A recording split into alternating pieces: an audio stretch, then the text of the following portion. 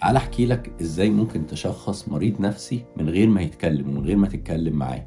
الحقيقة قبل ما نبدأ نتكلم في الموضوع ده محتاج انوه عن نقطة معينة، كلمة سمعتها من دكتور الرخاوي الله يرحمه، ان انت في التعامل مع اي مريض انت دايما بتحط نظرية وبتختبر اذا كانت النظرية دي صحيحة او خاطئة. بمعنى انت شايف المريض جاي عليك، والله الراجل ده ممكن يطلع كذا، انت بتعملش احكام، انت مجرد بتحط نظرية وبعدين من خلال تعاملاتك وكلامك مع المريض انت بتختبر هذه النظرية بتاعتك دي كانت حقيقة ولا لا. كان دايما الله يرحمه يقول ان هو كل تعامل مع المريض هي تجربة انسانية في حد ذاتها، واحنا بنتعلم من كل تجربة بنعدي بيها. قبل ما نتكلم على اللي احنا هنلاحظه فاحنا محتاجين نقسم الاعراض بتاعة الذهان للاعراض الايجابية والاعراض السلبية. الاعراض الايجابية اللي هي الهلاوس، زي ان واحد بيسمع اصوات، زي ان بيشوف حاجات مش حقيقية، او ضلالات اللي هي الافكار الخاطئه. ازاي ممكن نلاحظ واحد عنده هلاوس من غير ما نبقى سامعين هو بيقول ايه؟ لو واحد والله قاعد لوحده وهو قاعد فلقيناه ان هو بيرد اكنه واحد سمع حاجه ضايقته وتفاعل مع الحاجه اللي ضايقته دي،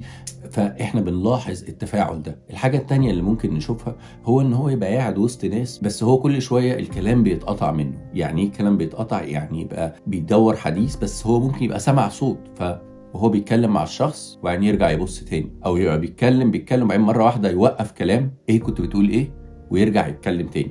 فده معناه ان الهلاوس او الصوت اللي دخل قاطع حبل افكاره، فهو ما قدرش يكمل الكلام مع الشخص. الحاجه التانية لو حد عنده ضلالات، فمثلا الناس اللي هتبقى شاكه في الناس اللي حواليه، فهو هيبقى طول الوقت قاعد بيدور حواليه، هو قاعد قلقان، هو قاعد البودي لانجوج بتاعته بيقول ان هو قاعد وقافل على نفسه لان هو قلقان لحسن يبقى الناس اللي بيتعامل معاها دي ممكن تبقى من الناس اللي هتأذيه او اللي جوه المؤامره اللي في مخه. دي اسمها الاعراض الايجابيه. الاعراض السلبيه، وهي يمكن دي اللي محتاجه بقى شويه خبره في ان احنا نلاحظها، ان المريض مثلا ما بيبقاش عنده اهتمام ان هو يتعامل مع الاخرين. فممكن لو انت شايفه وسط ناس تلاقي ناس بتتكلم وبيهزروا او بيتكلموا على ماتش او بيتفرجوا على حاجه جزئيا، مش مركز طبعا، بس كمان هو مش مهتم يشوف ايه الدنيا اللي بتحصل حواليه.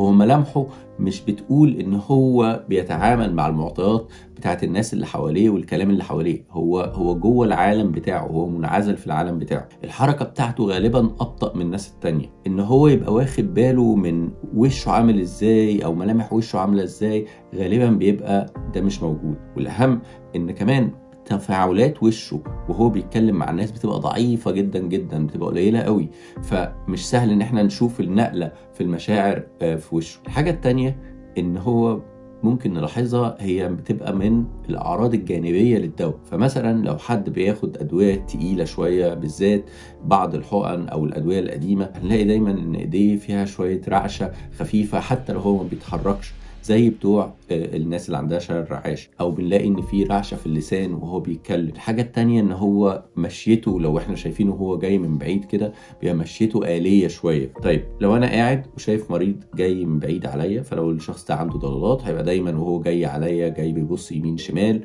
مش بيبص قدامه بس، الحركه بتاعته آلية شويه، ضعيفه شويه، الخطوات قريبه من بعض. كل ده ممكن يدينا نظريه ان اللي قدامنا ده ممكن يكون مريض فصام. ودوري بقى لما اقعد مع الشخص واتكلم معاه اشوف هل النظرية بتاعتي دي حقيقية ولا مش حقيقية.